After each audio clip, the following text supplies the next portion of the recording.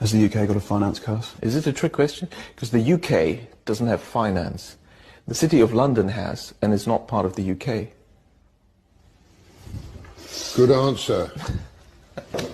Good answer. It's international, he's right. The City of London is outside the United Kingdom. Do you know that? It's really shocking. And therefore it's also not part of the EU, which explains although it couldn't be part of the EU because you have to have democratic elections, and the City of London doesn't, right? It's the banks that have the votes, right? Right. Per staff, you know. I never knew How do you start unpicking this puzzle? I never knew. That's a very useful piece of information. And of course, it's not part of the UK. It's a pretty dangerous piece of information. And it's not part of the UK because the Queen is not allowed to enter without permission. She's not the sovereign, therefore it's not part of the UK. You know, and of course that's since 1688. I have to make a note. Since the coronation.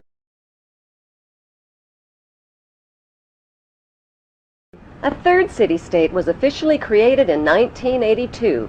That city-state is called the District of Columbia and is located on 10 square miles of land in the heart of Washington. The District of Columbia flies its own flag and has its own independent constitution. Although geographically separate, the city-states of London, the Vatican, and the District of Columbia are one interlocking empire called Empire of the City. The flag of Washington's District of Columbia has 3 red stars, one for each city-state in the 3-city empire. This corporate empire of 3 city-states controls the world economically through London's inner city, militarily through the District of Columbia, and spiritually through the Vatican. The Constitution for the District of Columbia operates under a tyrannical Roman law known as Lex Fori, which bears no resemblance to the U.S. Constitution. When Congress passed the Act of 1871, it created a separate corporate government for the District of Columbia. This treasonous act allowed the District of Columbia to operate as a corporation outside the original Constitution of the United States and outside of the best interests of American citizens.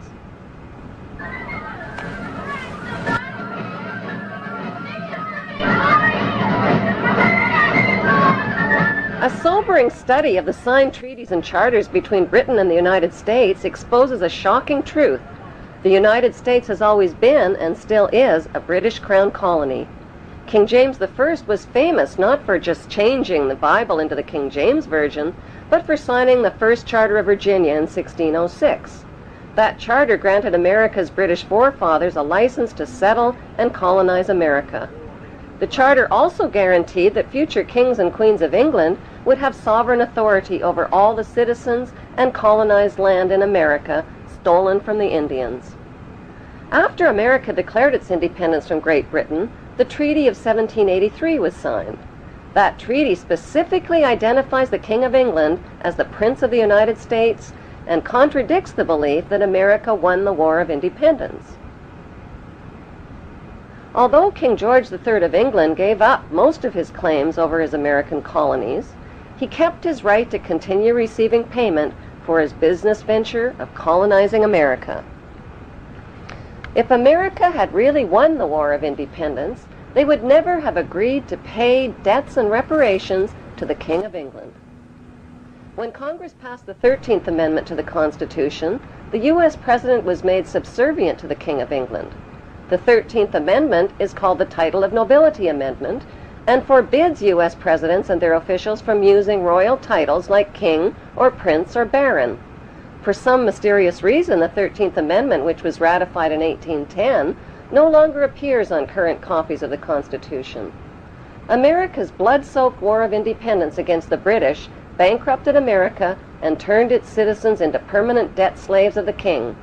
In the War of 1812, the British torched and burned to the ground the White House and all U.S. government buildings and destroyed ratification records of the U.S. Constitution. 1 century later, a corrupt U.S. Congress committed the biggest theft in world history. They passed Paul Warburg's Federal Reserve Act in 1913, handing over America's gold and silver reserves and total control of America's economy to the Rothschild banksters. Most Americans still believe that the Fed, or Federal Reserve, is the government. It is not. The Fed is a privately owned banking system whose majority Class A shareholders are the Rothschilds, Warburgs, Kuhn and Loeb, J.P. Morgan, Rockefeller, Israel Seif, and the Lehman Brothers. This private banking cartel is the Fed and is never audited and never pays taxes. They print and design America's money, which displays their symbols of an Egyptian pyramid, a Masonic all-seeing eye, and the words "In God We Trust." Who exactly is the God they trust? They also collect American taxpayers' money through the IRS. Then they loan it back again with interest to pay for roads, bridges, and other public works.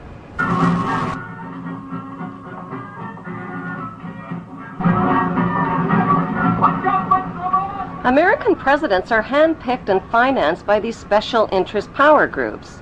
Like George W. Bush, John Forbes Kerry, whose initials are JFK, is a member of Yale University's Skull and Bones Brotherhood.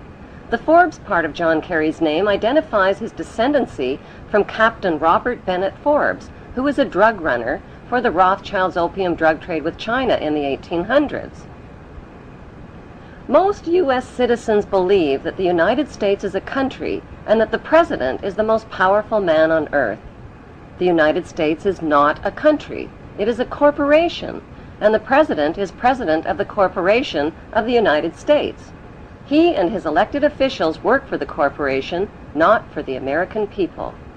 Since the United States is a corporation, who owns the corporation of the United States? Like Canada and Australia, whose leaders are prime ministers of the Queen, and whose land is called Crown Land, the United States is just another Crown colony. Crown colonies are controlled by the empire of 3 city-states. At the center of each city-state is a towering, phallic-shaped stone monument called an obelisk that points skyward. In D.C. city-state, the obelisk, known as the Washington Monument, was dedicated to Freemason George Washington by the Freemason Grand Lodge of the District of Columbia.